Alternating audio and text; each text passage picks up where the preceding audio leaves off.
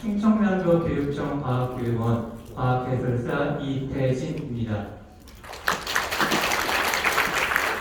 시작하겠습니다. 네, 저는 오늘 우리 기술로 만든 한국형 발사체 누리호를 주제로 작용, 반작용, 중력, 그리고 관성의 법칙에 대해서 말씀드리려고 합니다. 여러분, 2022년 6월 21일이 무슨 날인지 아시나요? 한국형 발사체 누리호가 성공적으로 발사돼 우리 대한민국이 우주를 향한 위대한 첫 걸음을 뗀 날입니다.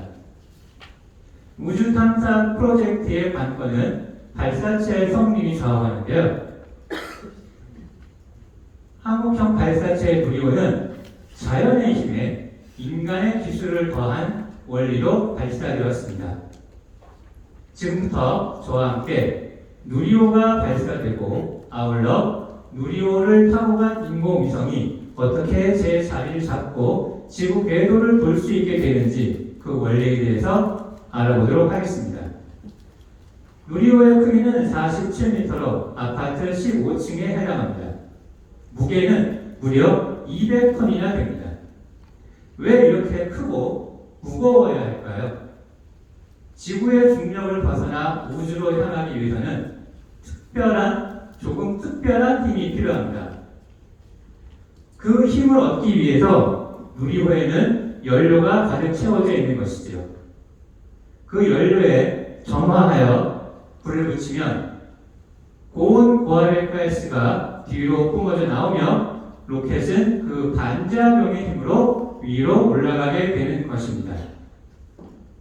모든 작용에는 크기는 같고 방향은 반대인 반작용이 존재한다.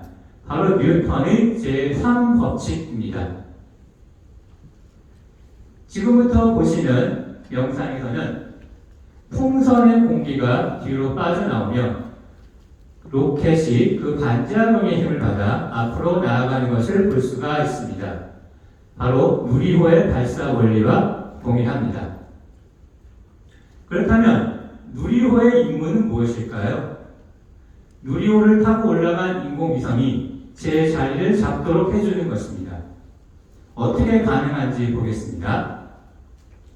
앞에서 살펴본 작용 반작용의 법칙으로 누리호는 목표한 궤도까지 높이까지 올라갑니다. 700km죠. 그럼 이 상태에서 지구 궤도의 수평 방향으로 인공위성을 쏘아주죠.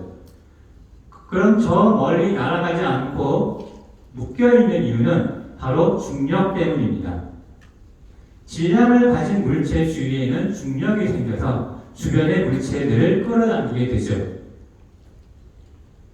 따라서 지구의 중력과 인공위성의 초기 속도가 합쳐지면은 이렇게 원 궤도를 돌게 되는 것입니다. 지금부터 보시는 영상은 질량에 의한 공간의 힘, 즉 중력을 시각적으로 볼 수 있습니다. 인공위성이 멀리 날아가지 않고 지구 주위를 돌 수 있는 이유는 바로 지구의 중력 때문입니다. 바로 아인슈타인의 일반 상대성 이론이지요. 만약에 지금 보신 체험물은 크기도 작고요. 이 부수의 속도도 그다지 빠르지 않기 때문에 금방 떨어지죠. 하지만 저 체험물이 지구만큼이나 크고 이 부수의 속도도 충분히 빠르다면 아주 오랫동안 원을 그리며 돌게 될 겁니다. 사실 누리호에서 쏘아진 인공위성의 속도는 총알 속도의 17배나 된다고 하죠. 서울에서 부산까지 1분도 걸리지 않는 속도입니다. 같은 원리로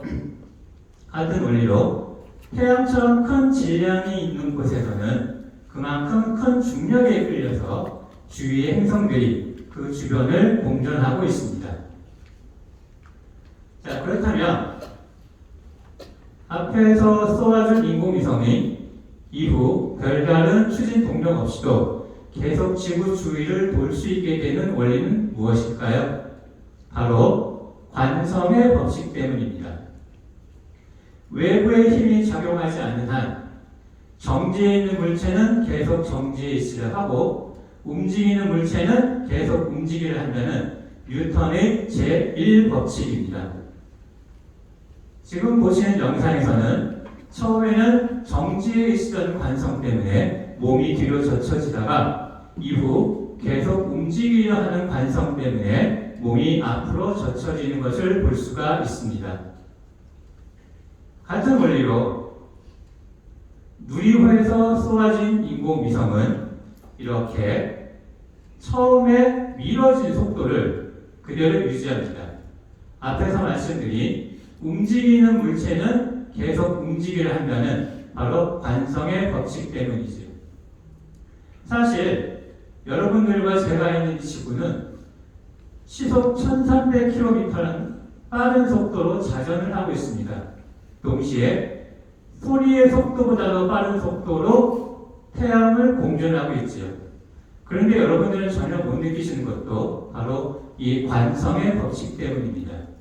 계속 움직이고 있으면 느낄 수가 없어요. 자, 그래서 지금까지 저와 함께 첫째, 누리호는 작용 반작용의 법칙을 이용해서 발사된다. 두 번째, 지구의 중력으로 인해서 원 궤도를 돌 수가 있다. 세 번째, 관성의 법칙으로 이후 추가 동력 없이도 계속 지구 주위를 돌게 된다는 사실을 살펴보았습니다. 처음에 말씀드렸듯이 자연의 힘에 인간의 기술을 더한 것이지요. 여러분, 많이 아는 사람과 그렇지 않은 사람의 다른 점은 호기심의 차이입니다. 수백 년 전 과학자들이 밝혀낸 자연 법칙을 이용하여 현대 누리호가 발사되고 인공위성이 지구 궤도를 돌고 있습니다.